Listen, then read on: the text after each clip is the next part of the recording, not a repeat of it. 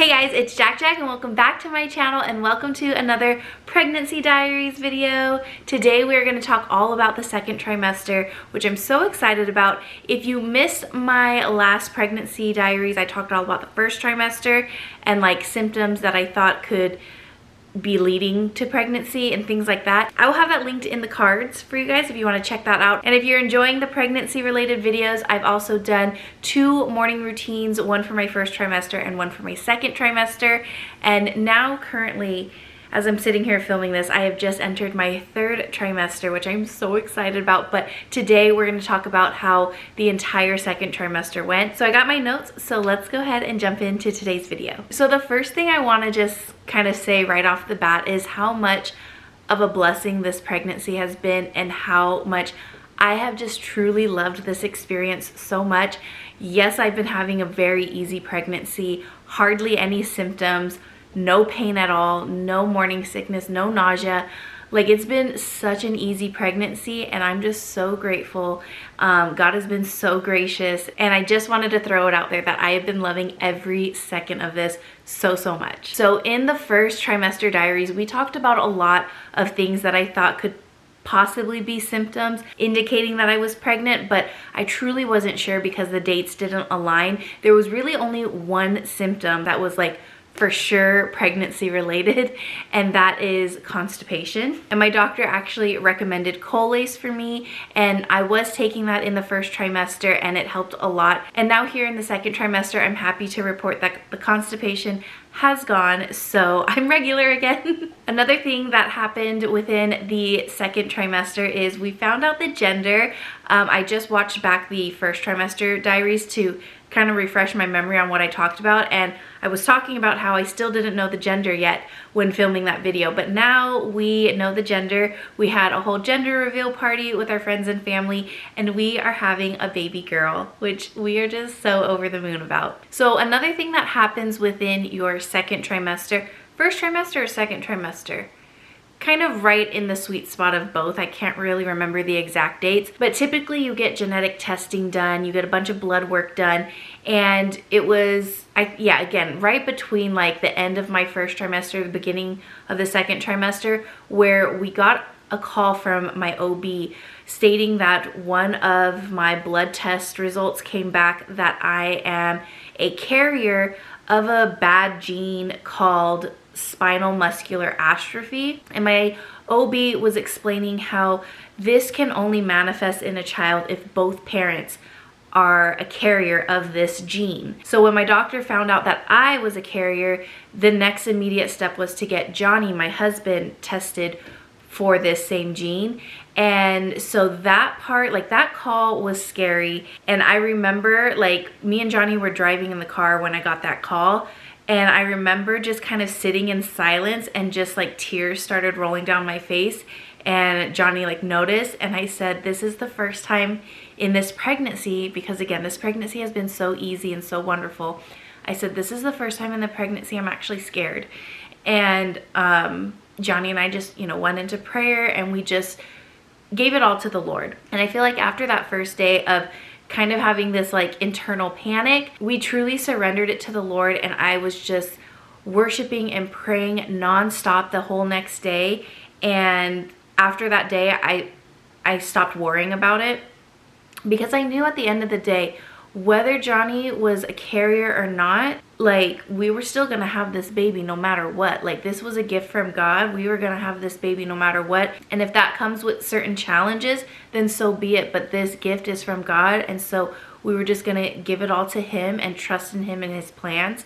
So I really, after that first day, I wasn't worried anymore. But Johnny did get tested, and it turns out he was not a carrier for this gene. So that was good news. So baby girl is good, and really this will only matter once our future children, like baby girl and any other future siblings she may have, once they get married and have children of their own. That's really the only time it'll come up again. Like, knowing that I'm a carrier means there's a 50-50 chance of me passing this gene to my children, and it's really only a concern if they marry someone who also has that gene.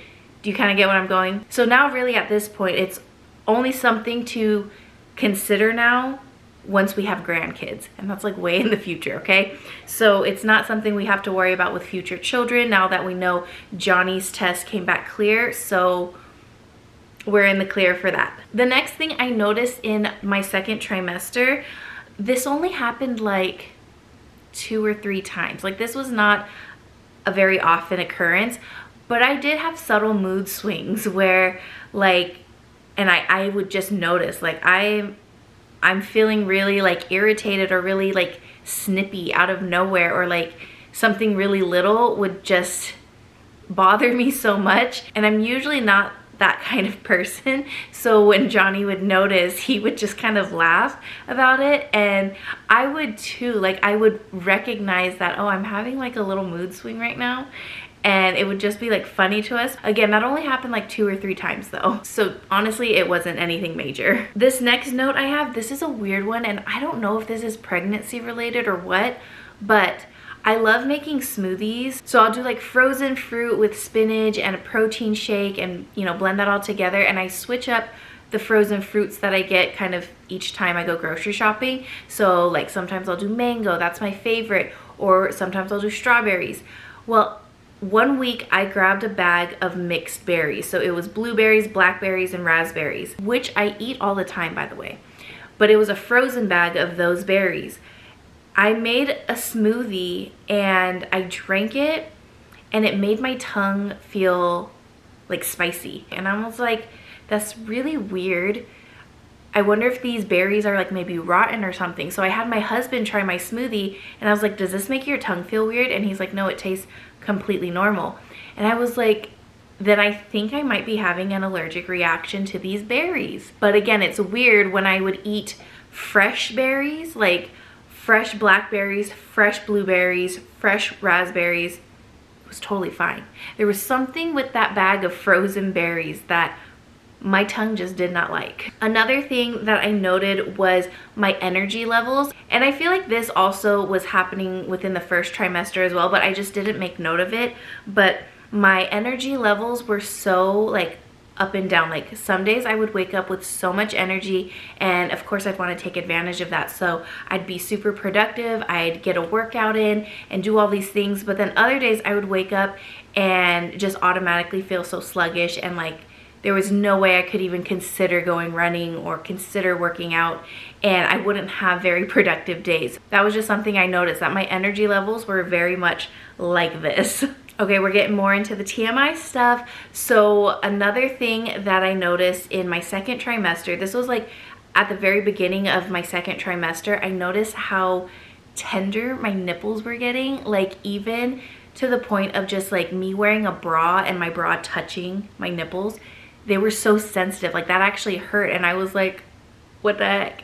And it's funny because my sister-in-law is also pregnant, and we're due just a couple days apart, so we are sharing this experience like completely together. And I was texting her and she felt the same thing. So that was like more towards the beginning of the second trimester, but I would say consistently throughout the second trimester and now continuing into my third, my boobs are constantly itchy. Like I know it's probably stretching and growing, so like it's normal for the skin to itch, I guess, because I've also experienced that on my belly as it grows. Like I want to itch it, I'm not, but I want to itch so bad. But my boobs, like the itchiness on my boobs, I can't help. I have to scratch it because it's just so itchy. Like it's insane. So my boobs have been way more itchier than my stomach is. So in my first trimester diaries, I talked about how I struggled with brushing my tongue, and it would make me gag like right away. Even just like the thought of brushing my tongue would make me start gagging.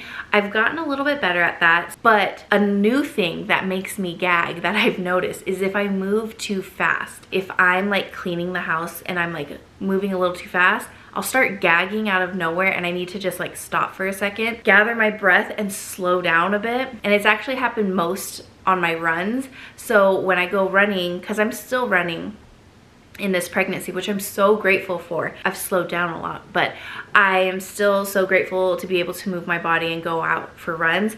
But when I start my runs, if I start just a smidge too fast, I will literally start gagging, and I will be on the side of the road, cars driving by me, and I'm hunched over, like facing the grass, gagging. I don't throw up, I just gag. And it takes me a minute to like kind of compose myself. I'll usually have some tears and I'll just like breathe and then slow down and then continue my run, and then I'm fine. So like I mentioned in the beginning of this video, this pregnancy has been such a gift. It's been so easy and I'm just so grateful for that. But I did notice the effect that stress has on your body, especially while being pregnant. There was a week within my second trimester where it was just like a very hectic week. I was full of stress and I could feel it in my body instantly.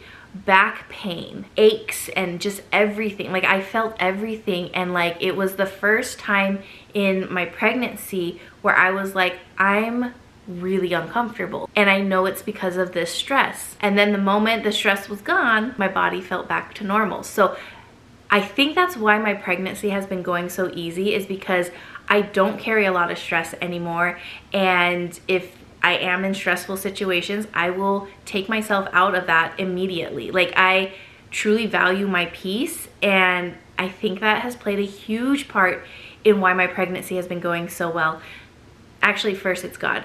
God is so gracious and God is so good. So that's number one.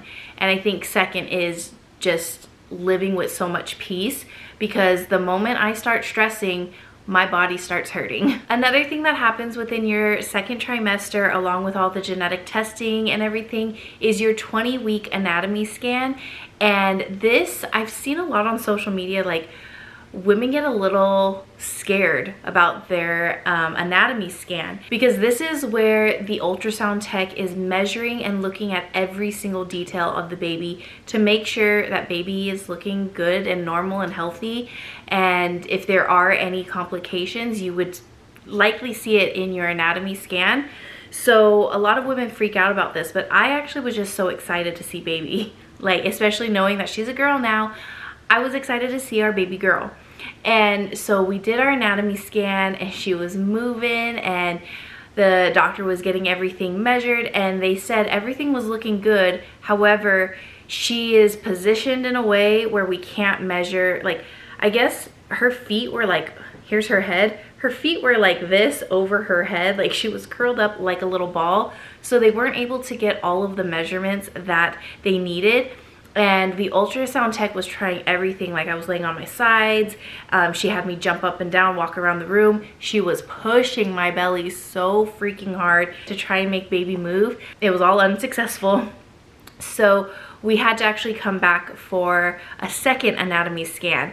And that's where they measured everything, and baby girl got cleared and was good to go. But during that first anatomy scan, they looked at my placenta and cervix and saw that my placenta was low lying. So apparently you want to have, I think they said 2 centimeters in distance between your placenta and your cervix, and mine was like 0.8. So it wasn't like touching. So there's a word, I'll put it right here, I forget. Usually if you have this, you have to have like a scheduled C-section, because there's no distance in order for the baby to even come out. So it wasn't this, because there was some room there, and they were saying, okay, we are going to put you on pelvic rest for now, and then check you back in 2 months to see if it's moved enough. They were confident it was gonna move since there was some distance. It just wasn't enough distance yet. So they're like, okay, we'll check you in 2 months. So what pelvic rest is basically no physical activities, intimate activity, workout, like physical exercise activity. Like I just couldn't do any of that. I gotta say that was kind of hard. I never made a dedicated video on this, and I probably won't, just because my intimate life is not something like I'm super comfortable like sharing on the internet. But when Johnny and I, before we got married, we both had a conviction to save ourselves for marriage. We went years without being intimate, and it was a struggle, but we were able to do it because we both had a conviction about it. And then when the doctor put me on pelvic rest and they were like, okay, you cannot be intimate for 2 months. Me and Johnny actually struggled with that because there was no conviction there. It was just a recommendation from our doctor. And so it was like, it sucked. Like that felt harder than the years we were practicing abstinence. But it only lasted 1 month instead of the original 2 months, because at the second anatomy scan to measure the rest of baby girl, they were like, well, since we're here, let's check your placenta. And it did move enough, so my pelvic rest was lifted and I was able to go back to normal life again, which I was so grateful for. Okay, I just have a few more things to talk about. Another like symptom or pregnancy thing that I have experienced in my second trimester is leg cramps, Charlie horses. I wake up to them almost every day, every other day I think. I wake up to intense Charlie horse leg cramps, and they are so bad. But I also read it is so normal in pregnancy. And if you didn't know, there are 2 things you can do.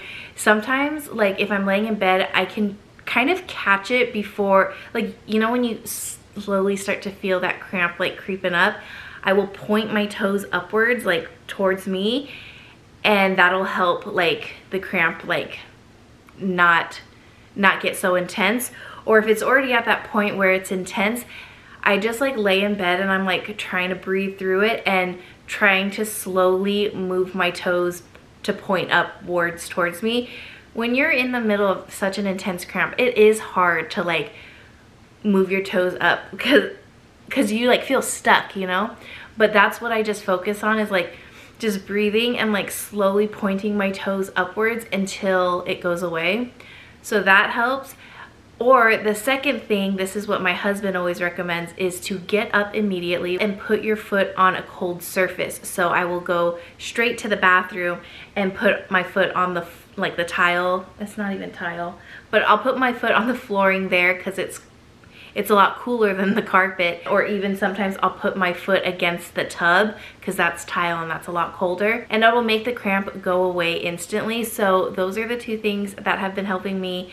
I do eat bananas on a regular basis, so I don't think it's like a lack of potassium or like vitamins per se. I think it's just one of those pregnancy things. So this is something I truly wouldn't have noticed unless my friend had pointed this out. So I have a girlfriend and she's a hairstylist, and she was asking me, does your hair feel thicker than usual? And I was like, I don't think so, because I've always had thick hair, so I didn't think my hair was any thicker than normal.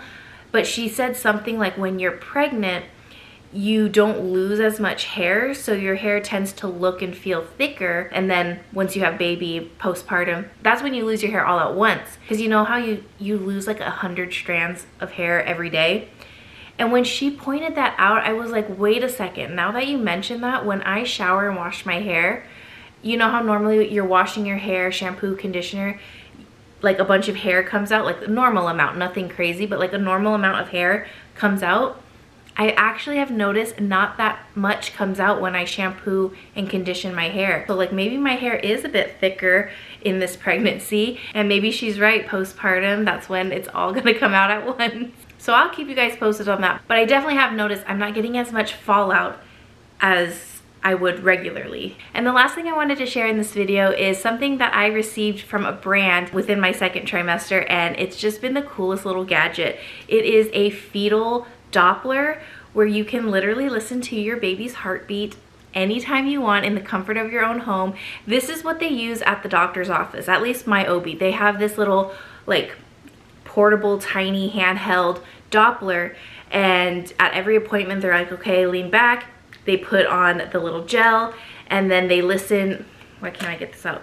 They listen for baby's heartbeat, and we check that at every appointment. But now I can do this like whenever I want at home, and it's been so fun. And they did give me a coupon code, so I will share that with you guys if you're interested in checking this out.